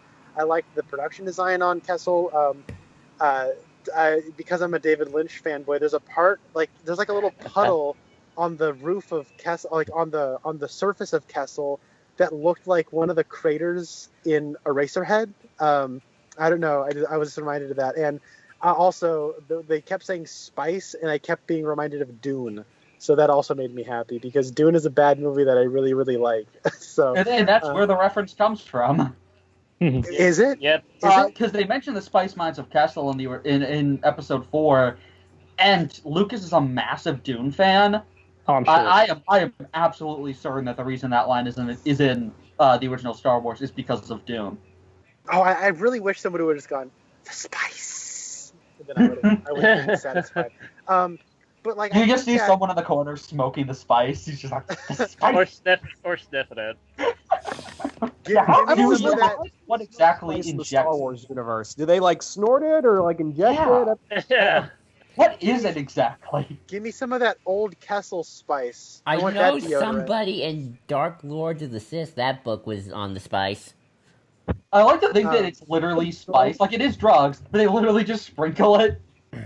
Do their eyes glow blue when they interact with the spice? So there's so I also think the subsequent Corellian. Okay, I think the Kessel Run kind of sucks, and it's a very consonant Star Wars prequel in that regard of we get to see something that was referenced in a throwaway line and it's lame. But I think that I think the actual events of the Kessel Run aren't very cool, but I think the way the Kessel Run kind of like gives characters stuff to do kind of works from a character level. You know what I mean? Like, I'm a little mixed, but I think that like having Han kind of get acquainted with the Falcon, and like I think it's weird that when we first get to the Falcon, we don't have like the shot where he gets on the Falcon for the first time and you're sort of falling in love with being there the same way he is. It's just sort of like cut to he sees the Falcon, cut to he's in the cockpit and he's smiling. He's like, wow, this is a cool ship. But when they're leaving Kessel and it's like this tracking shot of him shooting out the door, and then like you go up in the Falcon as he's backing up into it, and then the lights come on and then they run down the hallway. It's like one long tracking shot, and I thought that was a really cool thing that showed off the set of the Millennium Falcon in a very cool way. So I kind of liked all that stuff, and that's where the movie kind of started to pick up for me, and it kind of got entertaining. But at the same time, I think the Kessel Run goes on a little long, and I think that's where the go like constant like drive of the movie kind of started to catch up with the movie, and I got a little exhausted. But I do think that's where the movie picked up, and once they get back to the Beef Planet and it becomes basically just a Western, that I really actually found that to be the most entertaining stuff of the movie. Fair enough. I think from a character point as well, the thing I like the most is just Han's always like, I mean, the Kessel Run in 12 parsecs. Chewie's like, not if you round down. Like, I just love the fact he kind of like, that's like his big pride moment, even if it's not really a pride moment. Yeah, I love that they kept that from Legends, where it's like slightly embellished. Like there, the instruments are messed up, and Chewie brings it up, and Han's like, "I'm still telling everyone it was 12." And then you get to A New Hope, and he's like, "Less than 12." And Obi-Wan rolls his eyes, like Han is such a little shithead. And then episode 7, Rey says 14 parsecs. And then Ron's like 12. 14. These kids these days. I love that. Like, Yeah, even in his old age, he still cares about that. Nobody else does but him. Deadpoolzilla, what about you? What did you think of Kessel? The run itself, I thought was fine. I have to agree with Connor in that sense of it does feel a little dragged on, but I can't help but get a little giddy when the original, like, what's the name of that theme? I think it's just like Death Star / Stormtroopers on the track list. Yeah, I couldn't help but be just a little giddy when that kicked in, and the whole chase itself is a little fun, but it does go on a little long, especially with the tentacle creature. I went, okay, are we done? Why do we need it? Why is there a tentacle monster here? This isn't fucking Fantasy 7. All right? God damn it. Wait, to be fair, I think that's probably the coolest looking tentacle monster we've had in the movie so far, at least in my opinion. I just like that they went all out with its like whole like Cthulhu and like kind of Lovecraftian design a little bit. Just, you know, like, it kind of looks like the Brainiac mothership. Oh, right? yeah. Yeah. Oh, I didn't think of that. Yeah. I didn't think of that. That's cool. I think how long the chase is would have been a little bit better if there was more trials than just the initial race around with the ties and then the tentacle monster / gravity well. Yeah, Neutron's like my something else. problem is that it's basically just the asteroid belt scene from Empire, but now there's smoke everywhere, so you can't see anything. Mhm. I can disagree with that. I can attest to that as well. And then we get the opening scene of All-Star Superman.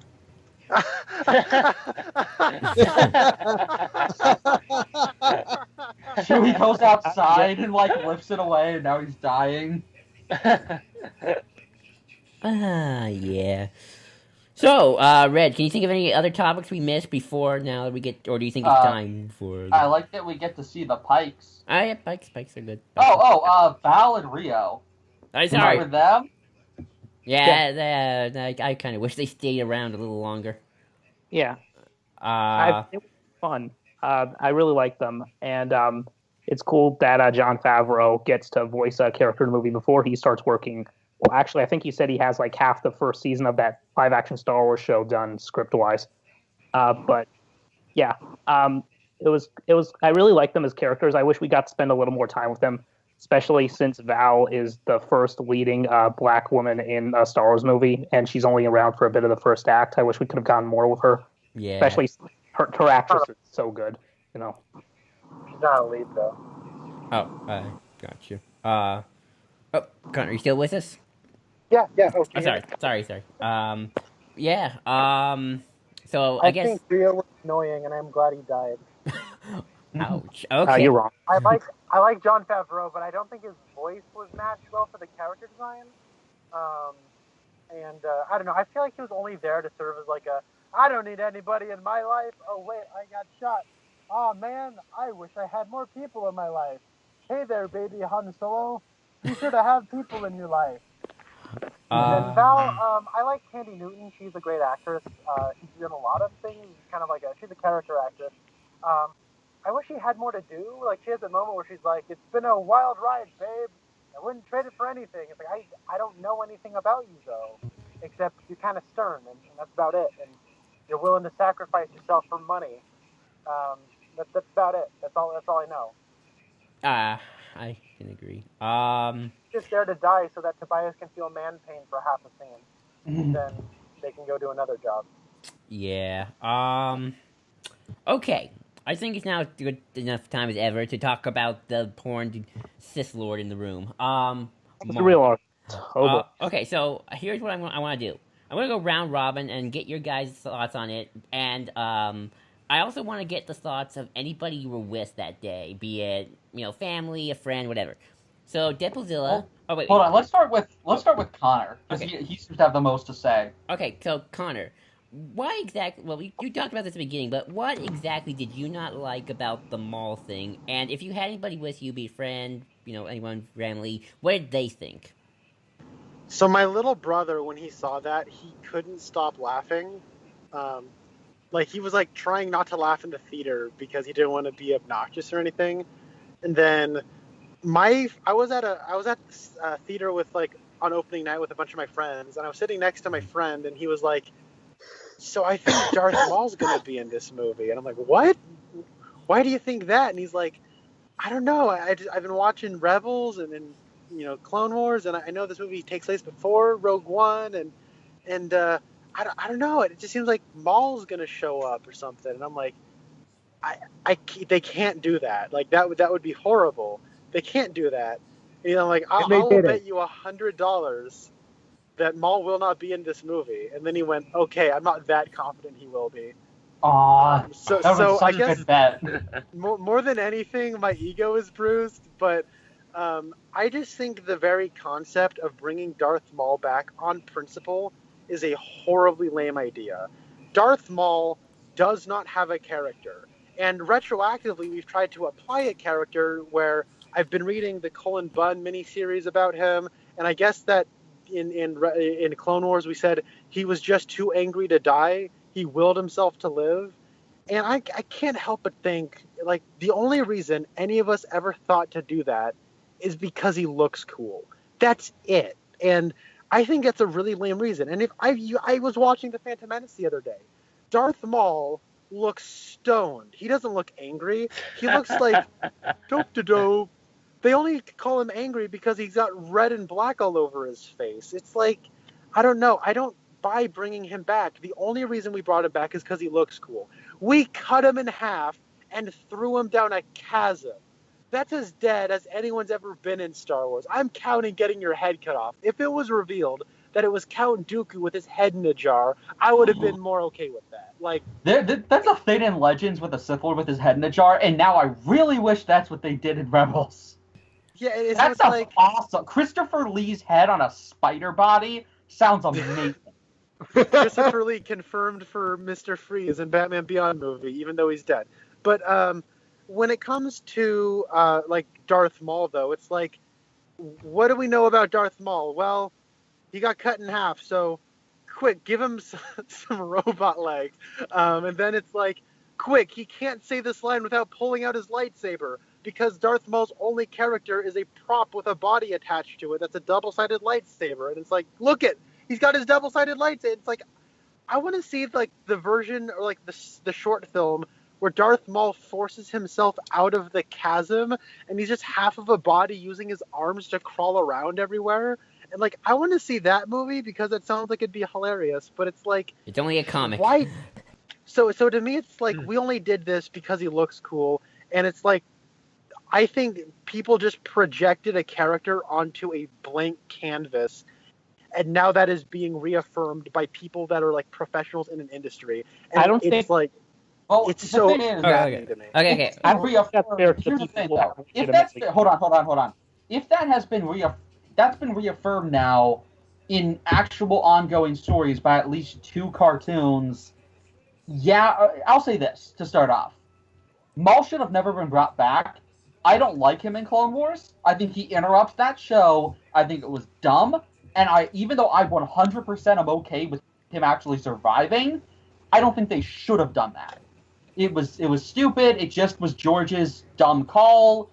All of that was muddied, especially because they created essentially a rip-off Maul, and that because George wanted to bring him back, and they were like, "Well, you cut him in half. That would be weird." And you interrupt the flow of the show, and he's like, "Well, then let's give a different rip-off Darth Maul, who is the worst character in all of Star Wars, other than Lux. he is awful. His name is literally Savage Opress. He is terrible. He's voiced by Clancy Brown, though, so that there are points for that. But then George is you gotta admit, Red, that if without Maul, Sam Witwer wouldn't have a job. Okay, I'll get to that. Like, then in Clone Wars, George's like, I still want to use Maul. Okay, fine, we'll bring it back. It just it became this long thing, and it became obligatory, and then it became this obnoxious thing of, well, he's out there, and so we'll just interrupt. It's the Clone Wars, and yet we keep focusing on, this fucking, dickless asshole running around causing all these obnoxious things. It's just like, just move on with the show. I don't care about Maul. Now, I will admit, Rebels, as much as I love Clone Wars, not so hot on Rebels. I actually like him in Rebels. He's more sadistic. Clone Wars gave him a character where they kind of took that idea from the EU of him being just a hunter and be, just completely obsessed with that. And he's not really a Sith. He's really just a tool to be used, and he's okay with that. He is a lapdog, and if Palpatine asked him straight up, lick my boot, he would and gladly do it. And Clone Wars plays with that, but he's coming up with machinations, and like the whole thing here with him having all these crime organizations, that's from Clone Wars, where he's in charge of that stuff, and he builds up like this whole collective and kills half the Heart Cartel in like a weekend, and it's dumb, and people love it for some reason. I know I have the dissenting opinion on that. I'm just on it. So guys, I got a question. Did you guys notice his Flavor Flav necklace around his neck? He's got like a big pimpin' bling of the Crimson Dawn logo. Yeah, I looked at that and went, "What in the ass?" But can I just my thing with this is that one, okay, first off, I will admit that it was kind of cool to see his lightsaber he had in Rebels. Mm-hmm. It was cool to see that, they're keeping that continuity.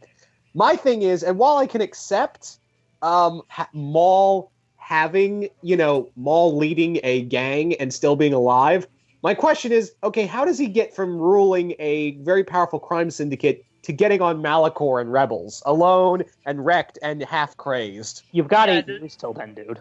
I buy it because Maul is a fuck-up. Yeah. All this guy does is shoot himself in the ass. I completely buy that he doesn't even lose. He just accidentally crashes on Malachor. It's Maul.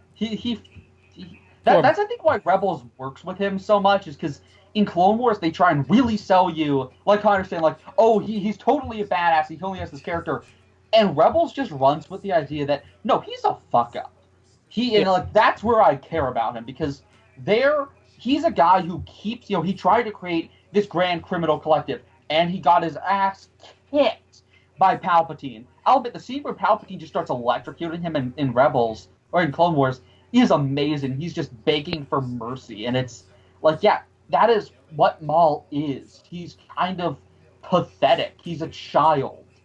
And Rebels runs with that, where he is just this sadistic, 50-year-old child. And that's why he wants Ezra. He keeps trying to get this kid to work with him because he still is a child on some level. And it's almost like yeah, he'll be back. Okay, good. It's oh, there you go. Hold on. Hold on. We need to add. Can you do that? 'Cause last time I screwed up. So there you go. Yeah, okay, there you go. Sorry about that. Connor, you there? Yes. Okay, good. Okay. Well, I was saying was Maul's still a child and he's kind of manic. That's where I care about Maul. So I'm fine with him here. I buy it because it's out there, and I kind of like the idea of him more in the shadows, kind of leading almost a cultish kind of thing. The Bando Gora. In Clone Wars, he straight up leads a collective of the Pikes, the Black Sun, and kills off 80% of the Hutt cartel. And so he has the Hutts, and he has the Mandalorians, and he just rules the entire underworld for like 5 minutes, then loses it all. And it felt so fanficky that I kind of am okay with this because I buy that Mo would be involved in criminal organizations. It makes sense that he'd be trying to rebuild, and he seems like he's more in the background. Like, it seems more cultish. And so I really liked that because Mo is out there. Like, you know, the floodgates have opened. Whether you think I think it's stupid that he's alive. But he is, and it makes logical sense for him to be involved in the syndicates. And so for that reason, I'm kind of just okay with it. Even though, in hindsight, I don't want him back at all, but we have to live with it, I guess. So let me ask you this. You think that, whether this be covered in comic or novel or some other thing, do you think that they will try to like have a follow-in of going from him leading the Crimson Band to his stuff to Malachor? Because we do know that, yeah, the Inquisitors chased him there, and Vader chased him there. So you think there'll be like, maybe there was a conflict between him and Vader that they'll finally have like in canon again? I know that somebody had a theory about that. Here, okay. I guess I'll go into my thing. I have a couple points to make. Did you guys not hear me? No, I heard. Let's answer Devilzilla to an extent. Okay. I don't think and this is really my hesitation, is I am okay with this so long as we directly deal with it in a film. Agreed. In a live-action film. Agreed. Connected to this. Otherwise, it does feel weird, and it feels a little jarring. Also, Devilzilla, can you stop blowing on the mic? I'm not blowing on the mic. No, sorry, not Devilzilla, Doc. Sorry. But, like, as long as it's dealt with close to here, if it's not, then that really will be annoying. But I don't think the complicated thing is, if you do another film with him, if you put him in the Boba film or whatever, yeah, do you have to have him stranded on Malachor? I don't think so, but of course you do have to come up with a natural reason for why, at the end of that film, he's still out there running about. Though again, just have, the Inquisitors be after him and maybe have him get his ass kicked by some of them. Because, I mean, when he sees Vader show up in Rebels, he runs like a little bitch. Well, here's the interesting thing that somebody pointed out. He says, I can't fight Vader alone.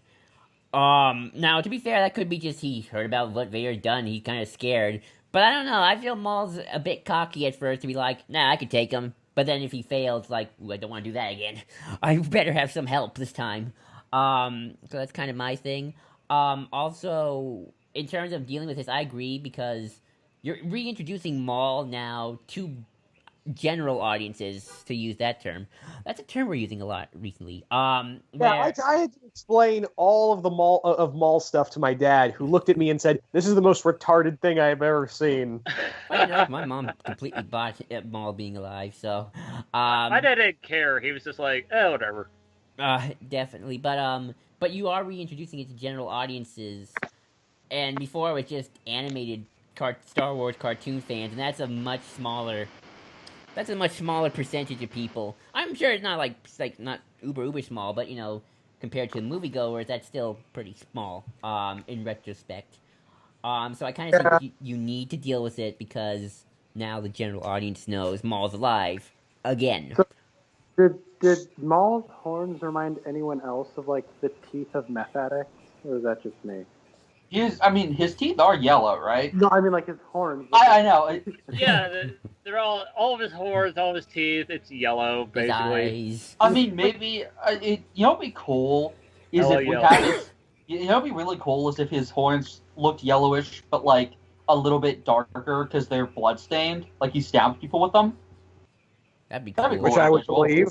Oh yeah, I would believe that. Yeah, I'd buy that. Like Savage did that, so why not Maul, right? Yeah. Don't they practice horn hygiene on his planet? Like, I mean, Dathomir is full of just poor. Like, if you're born female, you're good. If you're born a male on Dathomir, you're fucked. Yeah. Okay. Yeah. But like, you wouldn't want to catch space AIDS, would you? Like, well, Maul doesn't have to worry about that because he doesn't have the dick. Well, Yeah. I'm just saying, like, you can catch AIDS in a I know. non-fun way. Definitely. But with the mall thing, for me, it's all about, do you follow up on the promise of Star Wars being a cinematic universe?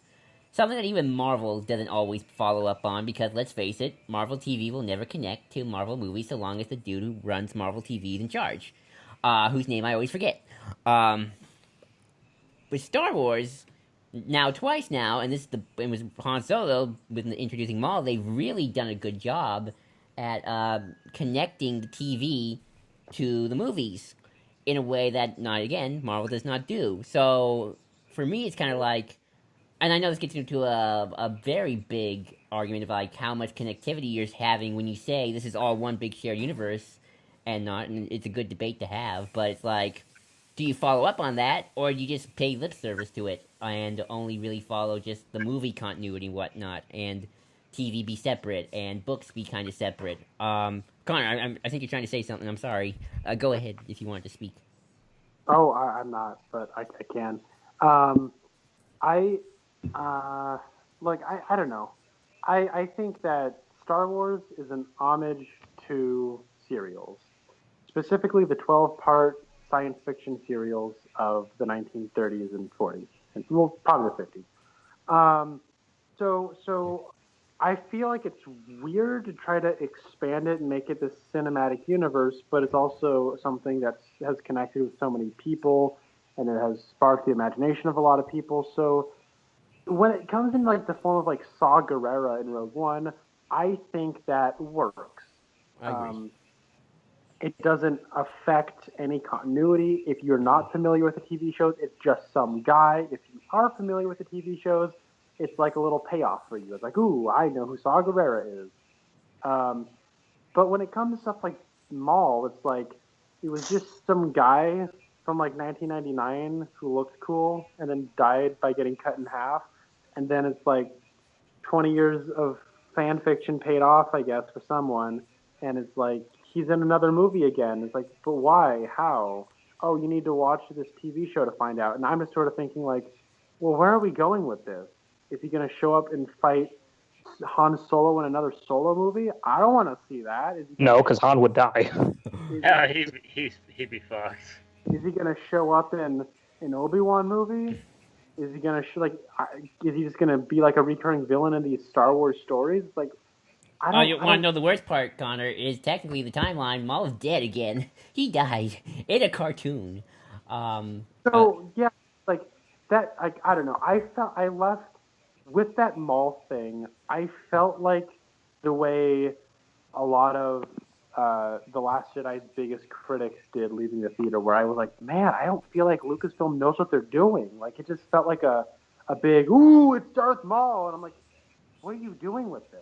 And so I got kind of upset about it. And I don't know where they're going with it. And it's not in like a Last Jedi, like they kill Snoke and I'm like, oh my God, what are they going to do for episode 9? This is so exciting. It's like, why are you doing this? I have no idea what you're doing. Red, you've had company. Here's the thing. The way that the story group, and George himself, saw Clone Wars and to an extent Rebels, that is a part of the serial. Like, in a lot of ways, Clone Wars is kind of the ultimate look at how Lucas viewed Star Wars, because it's, like 100-something hours of completely Lucas-driven, no time constraints, no money constraints, Lucas. For better answers. Oh, for sure. And Maul is one of those for worse things, in my opinion. But the way they look at it is the arcs of the Clone, especially because in the later seasons, Clone Wars was like an arcy thing, to the point that an arc would usually amount to the amount of minutes you'd have for a movie. And so, more or less, Clone Wars was just a part of that serial. Like, it's not even outside of the serialized content for Star Wars. It is even more than Rogue One and Solo, a part of the ongoing serial of Star Wars.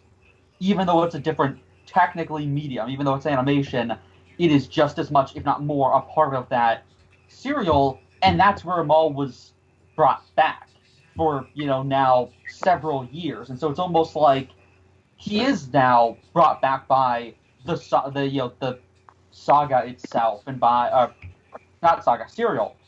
He is now a part of that ongoing serial even more. He is a part of that stuff, because the way the story group looks at it is that Clone Wars is just as valid as the films moving forward. Even if it wasn't intended at the time, that is now how they view it. When they talk about the lists of when certain things happened, they consider it to be just as important, because it is the primary project that they worked on for, 7 years? 2008 to 2012. Well, worked on. They started right. in 2005. And Rebels started up in, I think production was 2012, 2013.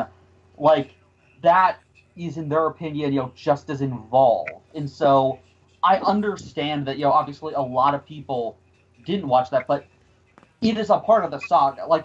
If, say, Jabba, who had a minor role in episode 4 in a scene that was added later, and it was only the first episode of episode 6. If that was Jabba, would that be a problem? Hey, Connor? Are you asking me if, Yeah. are you asking me if it was revealed that if I was thinking it was gonna be Jabba, and Same. and when it was revealed that nope, it's Darth Maul, I was like, oh man, I'm really regretting wishing it wasn't Jabba now. I'd have been better off if it was like Prince Caesar or something. Oh, that would have been great. I don't know, it's like it would Although, make sense if you... Sorry. Jabba's in episode 1, you can still a gangster. Maybe sometime between episode 1 and episode 4, he really, I don't know, started doing some pocket gangster stuff. I don't know. It's like, maybe that would have lent a little bit of credibility to, everyone's like, oh, you don't want to cross Jabba the Hutt. You really don't want to cross this Jabba the Hutt guy. But he seems to have comparatively kind of a small operation going in the original trilogy. And I think this might have been oh, look how wide his empire is, if you're looking at it, if this was Jabba. But nope, it's Darth Maul. Connor, let me ask But you. yeah, Sorry. No. Oh, hold on. Because I was trying to get to that to the point. The thing is, again, in the saga of Star Wars, Maul was brought back and has been in more time than Jabba, because they see Clone Wars as just as important. And yeah, it wasn't in the films, but he had the arc. There was the initial Savage Press arc. There was the arc where Maul gets brought back. There's the arc with him teaming up with Hondo. There's the arc with him and the Mandalorians. There's the arc with him all throughout Rebels. And so he's as much, him being alive and active is as valid and is even more established now than Jabba's involvement in this stuff. I don't know. I just think the premise of bringing back Darth Maul, just it's a mental hurdle I just can't seem to bring myself to. Let me ask you. Oh, sorry. That's understandable, Connor. I can completely understand. Honestly, To be fair, Yeah. I had a lot of trouble dealing with Maul being back for quite a few years. It wasn't until he got brought back in 2012. I wasn't okay with it. I'm still really not. I didn't really get used to it until maybe the end of Clone Wars, but really more so when he shows up in Rebels, which I think was 2016. So I think to an extent that will pass. That's just a kind of an annoying thing of, yeah, he's back. It was obligatory, but as long as they kind of sell you on it eventually. And that's my big thing with, you gotta put him in a movie that's not just some other movie. He's got to be in a movie that is at least tangentially connected to this. Otherwise... You think that might be the case of the Lando movie they talked about? I'm thinking more Boba. I was thinking that too. His Mandalorian ties, because he ran Death Watch. And plus, So what we're looking at here is a Maul Boba throwdown. All right, I can go with that. I'm thinking less of throwdown and more maybe Boba working for him, maybe. I don't know. Boba's kind of a Hutt guy, and Maul single-handedly murdered. He actually no, he probably is tight with Jabba because he murdered Jabba's entire family.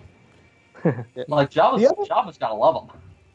The other thing with the just real quick on the Boba film, I personally want this to be set after Return of the Jedi because I really want to have I want to see through Boba's perspective of the galaxy post Jabba's operation because he had controlled a whole sector of goddamn space. So wait, hold on. Are you saying that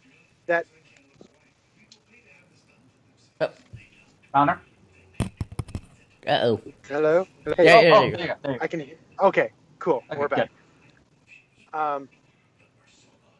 You were saying? I just don't like a precursor What of I don't want them to bring.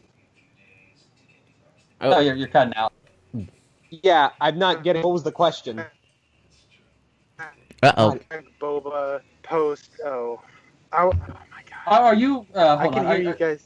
Okay. Are you talking about Boba being alive? Post Yeah. Sarlacc? Yeah. I mean, I They do kind want of confirmed. They did confirm that he was still alive post Well, Sarlacc, even in continuity. A lot I of stuff isn't canon anymore. No. his suit of armor is being owned by someone else, and that's about it. I think he is probably alive because the Sarlacc's stomach got blown open. I kind of like the idea, because the thing is, we know some guy on Tatooine bought his armor from some Jawas and is using it to be like a sheriff. I think it would be really cool if the Boba film is him without his gear trying to kill that guy and get revenge and get his armor back. I would be down for that. I'd be down for that. I don't know why, but I also and you guys are going to shoot me on the spot for suggesting this, but if they decide to recast Boba, and they might, what if? Because I kind of want Carl Urban to play Boba Fett. There, I said it. Yeah, but Not the same Yeah. the guy he's not Maori. Yeah. Huh? He's not Maori. You wouldn't, because you'd be that was essentially whitewashing. dude.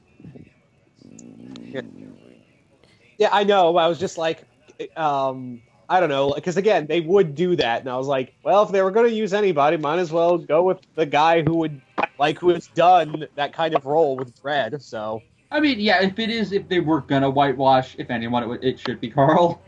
That'd be something.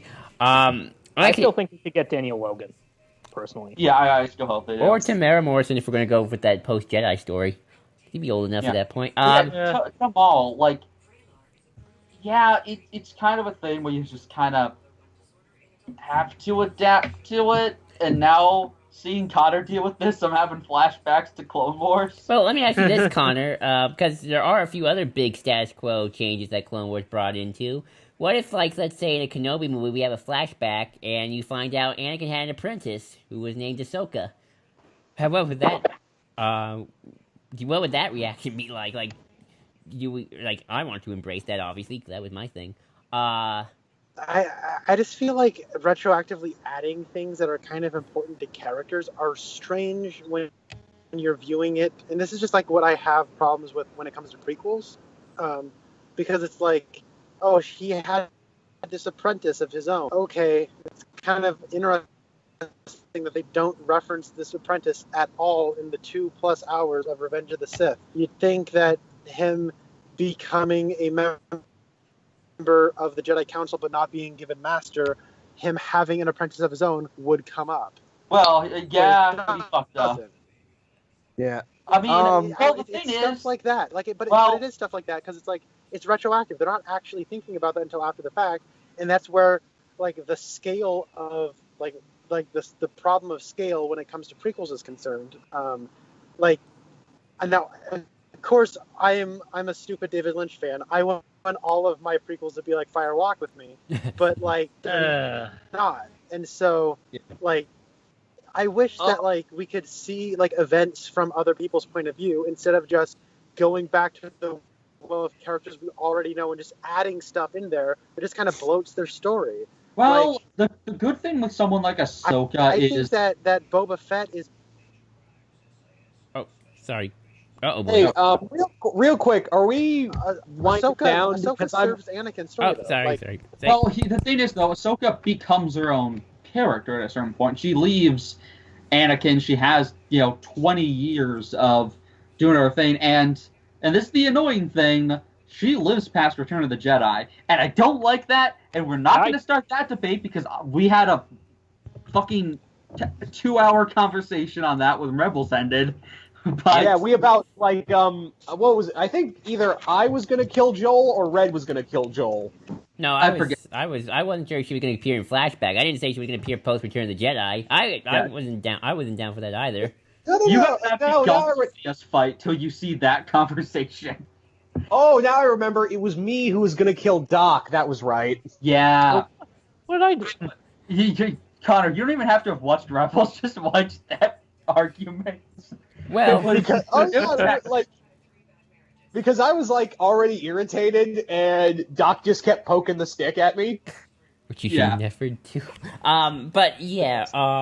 Yeah. What's good with some of those characters is like with Ahsoka. What's nice is post when she leaves Anakin in Clone Wars, there's so much you can do that's just her. Like she has kind of become pretty much the fan favorite character with Star Wars right now for a lot of people. Like you have the Forces of Destiny show that uses her a lot. She's a part of the marketing. Like for the most part, even with people who didn't watch Clone Wars, she's kind of just become an accepted thing, which is why I think the chance of her getting her own thing is decent because she's running like a spy thing for the Alliance post Revenge of the Sith, and is kind of this undercover stuff, and so it's like she really does form her own character outside of Anakin, which I think was kind of the problem with Maul, honestly, is he was so stuck with, trying to hunt down Obi-Wan or trying to be obsessed with Palpatine, which again is why I think Rebels worked, because it made that kind of the point. I agree. Well, we could talk about Maul for hours, but we should probably start winding down now. So yeah, that people was our solo review. I hope everybody enjoyed it, and hopefully we'll see you during the next big review, whenever that is. So, wait. We should probably talk very briefly about the card game. Sabak? Oh yeah. I don't think there was much to talk about. It happened. Oh, you want to talk about? Well, yeah, it was good. Yeah. Yeah. Okay. Also, now, Lando has an entire room full of just capes. and I think with that, folks, I say good night. Good night.